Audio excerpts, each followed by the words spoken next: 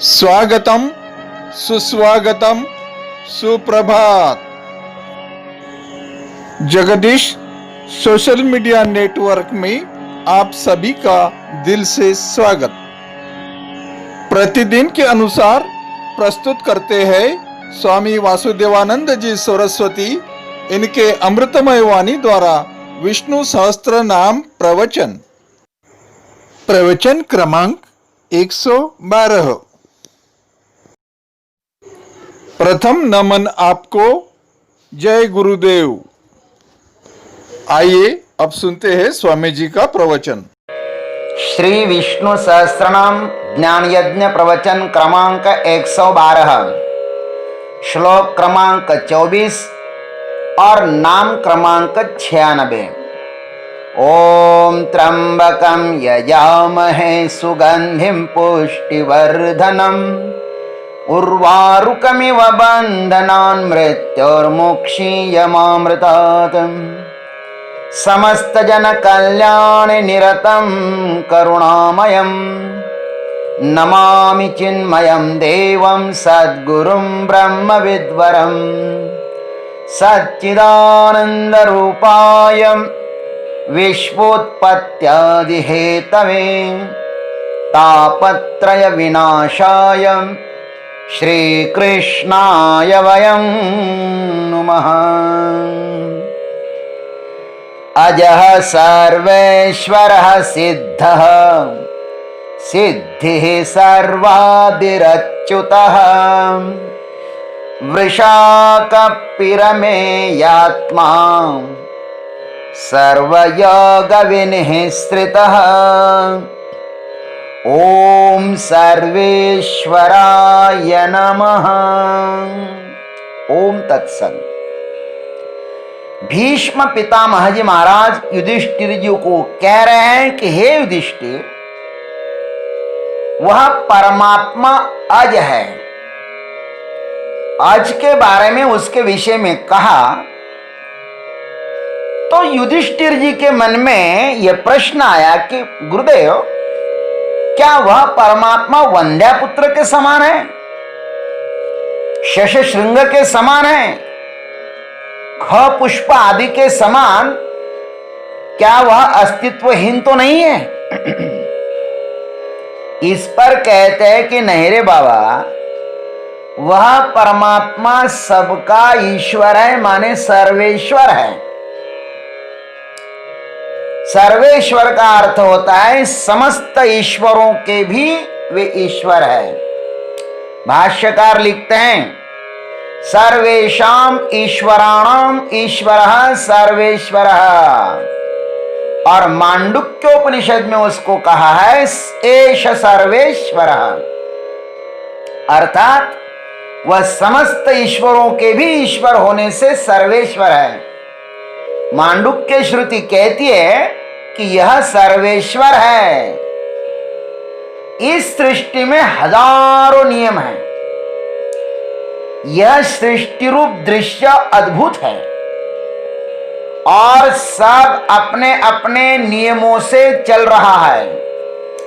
यह समस्त प्रपंच नियमबद्ध है। हमारा यह 3.5 हाथ का शरीर परमात्मा के बहुत बड़ी किमया है। देखो तो सही, मां के गर्भ में एक छोटे अणु परमाणु से यह बना हुआ है। यह कैसे बनता है? यह तो उस नियामक के ही माया की करामत है। श्रुति ने कहा है वह परमात्मा इस संसार पर नियमों के द्वारा शासन करता है। श्रुति कहती है भीषास्माद्वातः पवते भीषोदेति सूर्यः भीषादस्मादग्निश्चेन्द्रश्च मृत्युर्धावति पंचमः। ये 5 लोग, वायु, सूर्य, अग्नि, चंद्र, मृत्यु, उस परमात्मा के भय से ही अपने अपने कर्तव्य कर्म के प्रति तत्पर हैं। यह संसार क्या है, कैसे चल रहा है, यह उसी को ही पता है। यह नारायण समस्त प्रपंचों का मालिक है, समस्त नियमों का मालिक है, इसलिए तो उनको सर्वेश्वर कहते हैं। ये संसार कैसे बना, क्या बना, ये उसको ही पता है। वृक्ष का पत्ता भी इसकी सत्ता के बिना नहीं हिल सकता।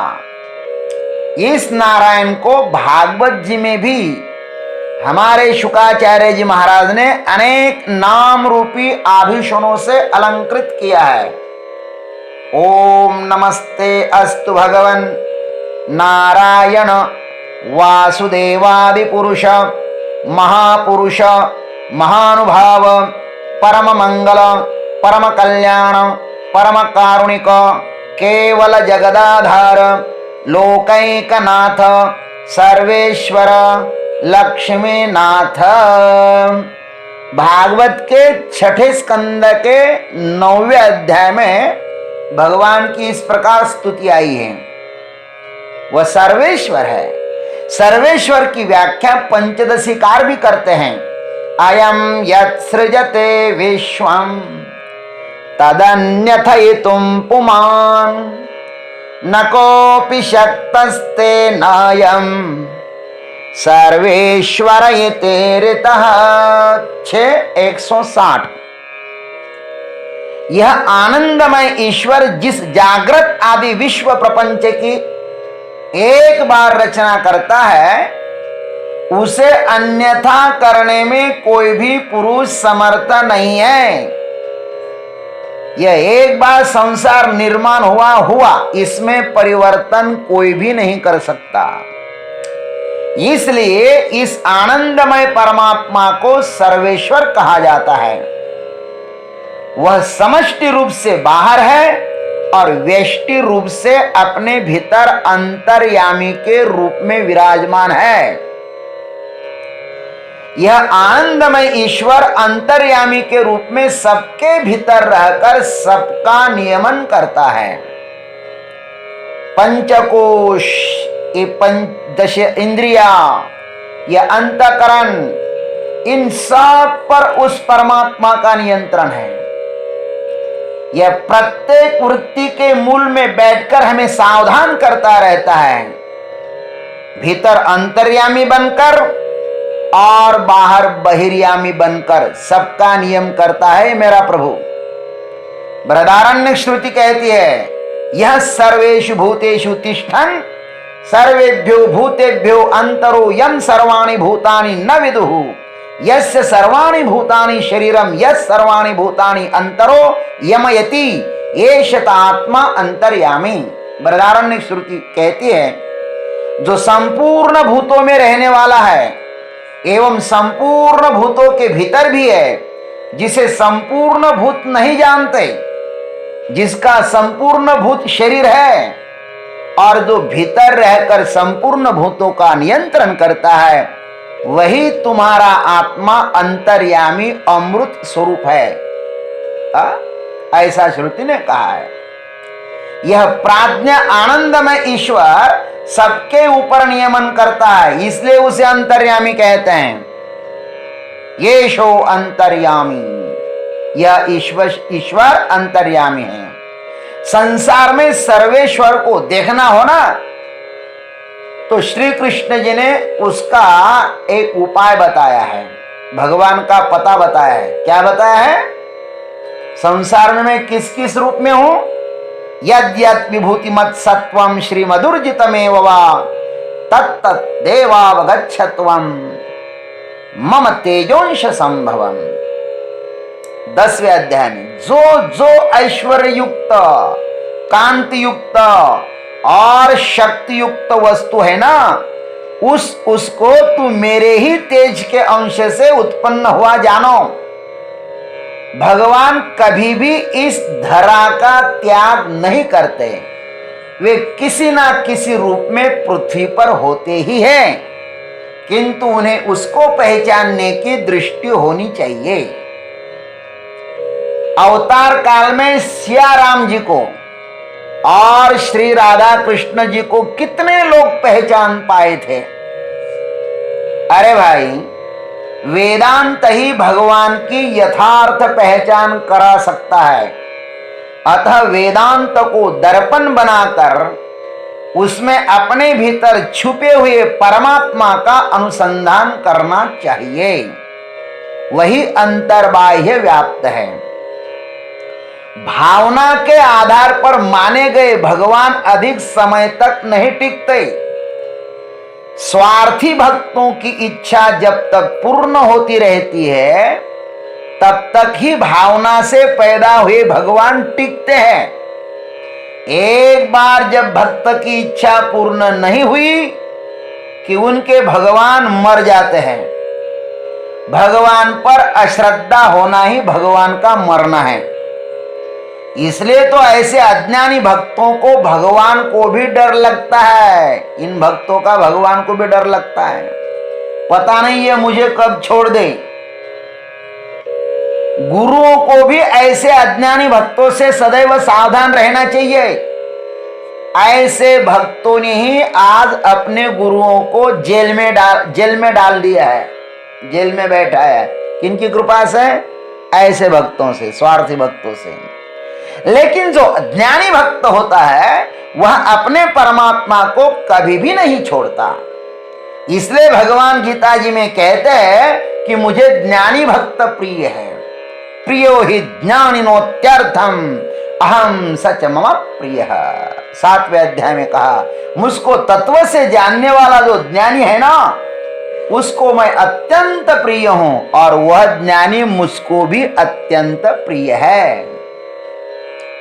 सर्वेश्वर भगवान को वेदांत की ब्रह्म विद्या की कसौटी पर कसो, फिर उसको एक बार जानने के बाद आप उसको कभी भी नहीं छोड़ पाएंगे। छोड़ना चाहोगे ना तो भी नहीं छोड़ पाओगे। क्योंकि अरे भाई, क्या अलंकार कभी स्वर्ण का त्याग कर सकता है क्या? क्या लहरें कभी पानी का त्याग कर सकती है क्या? क्या कभी घट ने माटी का त्याग किया है? क्या कभी बिंब प्रतिबिंब का त्याग कर सकता है? क्या कभी आपने यह सुना है कि घटाकाश ने मठाकाश का त्याग कर दिया है? वैसे ही एक बार आत्म साक्षात्कार होने पर यह जीवात्मा कभी भी परमात्मा का त्याग नहीं कर सकता। ओम तत्सत। जय गुरुदेव, जय जगदीश्वर, जय जय महाकाल। देवियों और सज्जनों, अभी आप सुन रहे थे स्वामी वासुदेवानंद जी सरस्वती इनके अमृतमय वाणी द्वारा विष्णु सहस्त्र नाम प्रवचन भाग क्रमांक 112। अगला प्रवचन सुनने के लिए कल सवेरे फिर उपस्थित होंगे। हरिओम।